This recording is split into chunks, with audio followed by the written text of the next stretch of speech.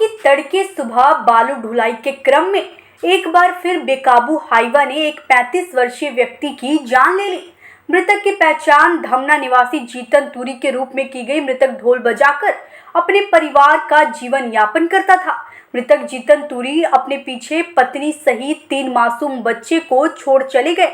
आखिरकार इस घटना का जिम्मेदार कौन है? प्राप्त जानकारी अनुसार सुबह अपने निजी कार्य से मृतक जीतन तुरी पैदल धमना चौक जा रहा था कि तभी बेकाबू हाईवा ने उन्हें कुचलते हुए चले गए। हालांकि ग्रामीणों के प्रयास से हाईवा तथा ड्राइवर को लक्ष्मीपुर पुलिस ने अपने कब्जे में ले लिया है। वहीं इस घटना की जानकारी प्राप्त होते ही नवयुवक संघ संयोजक गौरव सिंह राठौड़ ने एक बार फिर खनन विभाग के अधिकारियों को चुनौती दे डाली।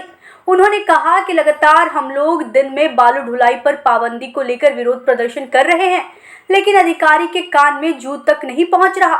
इससे स्पष्ट होता है कि अधिकारी की मंशा गलत है। आगे उन्होंने कहा कि जिला अधिकारी इस मामले पर विरोध करने वाले लोगों पर मुकदमा दर्ज करने की बात करते हैं तो हम लोग गलत नहीं हैं और झूठे मुकदमे से डरने वाले भी नहीं हैं। यह लड़ाई सामाजिक है और इस मांग को हम लोग जल्द मुख्यमंत्री नीतीश कुमार से मुलाकात कर रखेंगे।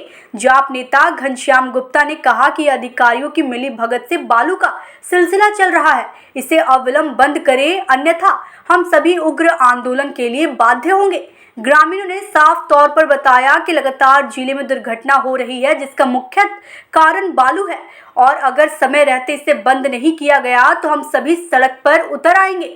इधर पीड़ित परिवार को सांत्वना देने पहुंचे गौरव सिंह राठौड़ ने आर्थिक सहयोग का हाथ बढ़ाया और जिला अधिकारी से शीघ्र मुआवजा देने की बात कही।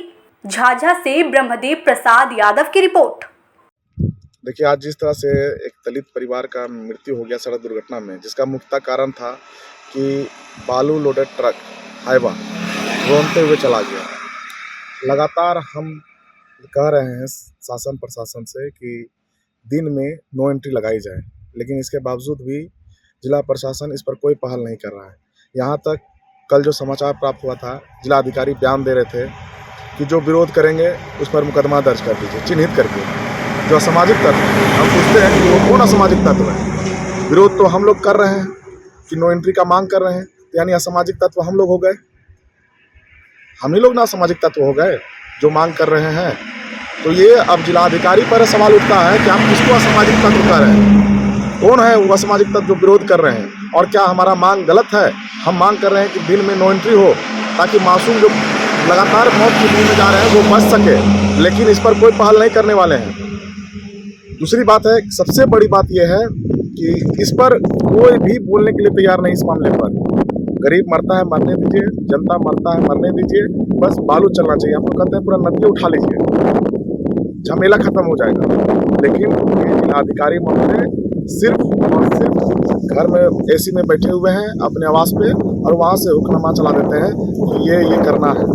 एक बार बाइक से घूम करके देखे वस्तुस्थिति जिलाधिकारी महोदय, तब पता चलेगा कि ट्रक से जो बालू चलता है कितना परेशानी होता है। वो तो ऐसा करेंगे नहीं।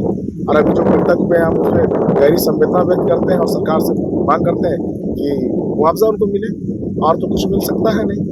और इसी तरह अगर नहीं रोका गया दिन में ट्रकों का आवाजाही, तो निश्चित तौर पर और भी दुर्घटना होती रहेगी। और इन सब का जवाबदेही जिलाधिकारी महोदय है, और कोई नहीं। धन्यवाद।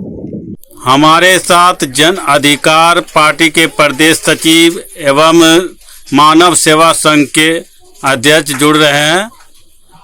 आज ट्रक के चपेट में आने से एक व्यक्ति, गरीब व्यक्ति की मृत्यु हो गई। आए दिन बालू जो ढुलाई हो रहा है उसी के चपेट में आने से कितने व्यक्ति की जान चली गई, और लगातार दिन में ट्रकें चलती है। इस पर आप क्या कहना चाहते हैं? जमुई जिला आज भी उतना विकसित जिला नहीं है। यहाँ की सड़क के किनारे का जो स्थिति है वो उतना चौड़ी भी नहीं है, और ये इलाका पिछड़ा इलाका है, मजदूरों का इलाका है। मजदूर हर दिन अपने गांव से शहर की ओर काम के तलाश में निकलता है। और सरकार का नीति देखिए, सुबह हो, दोपहर हो, शाम हो या रात हो, जब देखिए हाईवा और ट्रक बालू लेकर के लापरवाह के तरह गाड़ी को चलाने का काम करता है, जिससे आए दिन हमको लगता है कि सप्ताह में 7 ऐसी घटना होती है।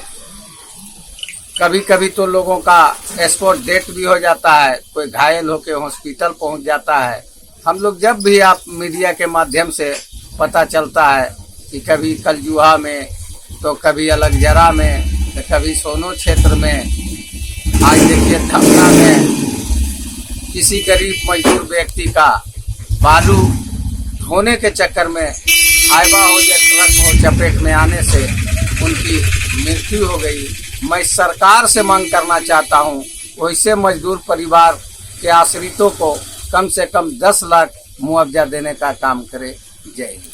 और जिला प्रशासन से क्या कहना चाहते हैं? जिला प्रशासन से तो यही कहना चाहते हैं कि आप कम से कम रात में, वो भी एक सिस्टम के तहत गाड़ी लोग चलावे, नया ड्राइवर का लाइसेंस चेक हो, और रात में ही अगर बालू का टेंडर हुआ है तो रात में चलावे, और अगर टेंडर नहीं है तो कम से कम अवैध बालू को ढुलवाना बंद कर।